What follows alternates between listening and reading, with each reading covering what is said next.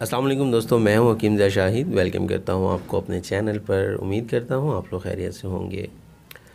एक बार फिर एक नई वीडियो के साथ और एक नई जड़ी बूटी के साथ आपकी खिदमत में हाज़िर हूं। आज हम बात करने वाले हैं चरायता के बारे में।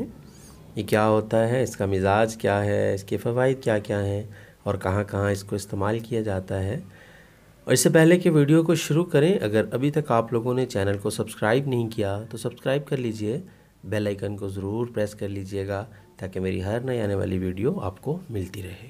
तो सबसे पहले बात करेंगे इसके नाम की। तो अरबी में इसको कस्बुज़ ज़रीरा कहते हैं और गुजराती ज़ुबान में करायता बोला जाता है।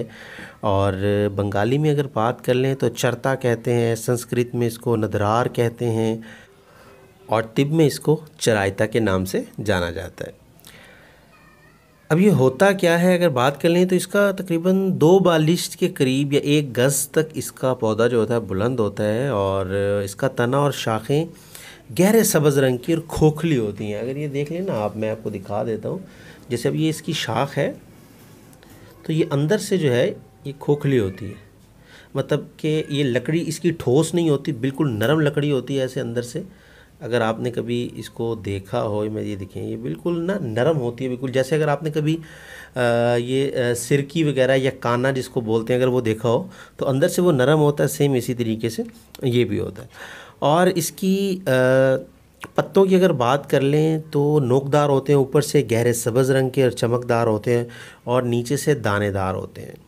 अब अगर बात कर लें कि ये पाया कहाँ जाता है, मतलब इसका मकाम पैदाइश क्या है, तो पाकिस्तान, हिंदुस्तान, ईरान में बकसरत पाया जाता है। मिजाज की अगर बात कर लें तो गर्म खुश्क होता है दर्जा दोम में।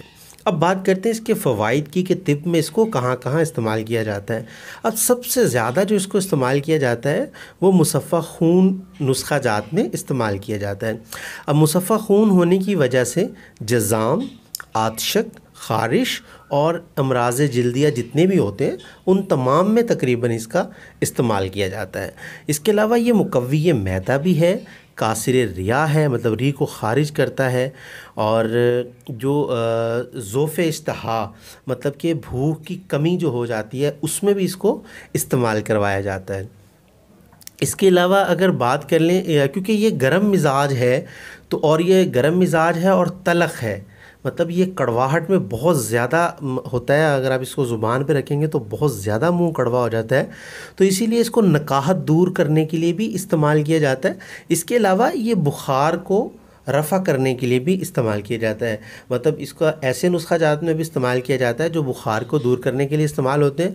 ये पुराने बुखारों को भी दूर करता है और मौसमी बुखारों में इसका या तो जुशांदा बना के इस्तेमाल करवाया जाता है या इसको रात को जैसे पानी में भिगो दिया जाता है और सुबह को वो वाला पानी पिला दिया जाता है। ये इसका तरीक़ाकार है। इसके अलावा ये स्वेलिंग वगैरह जो सोज वगैरह आ जाती है उसको उतारने के लिए भी इस्तेमाल किया जाता है, पिलाने के तौर पर भी, और मतलब अंदरूनी तौर पर भी और बैरूनी तौर पर भी। बैरूनी तौर पर इसका मतलब इसको पीस कर इसकी ज़मात बना लिया जाता है पानी के अंदर और वो सोज वाली जगह के ऊपर उसको मतलब लगा दिया जाता है सोज उतारने के लिए।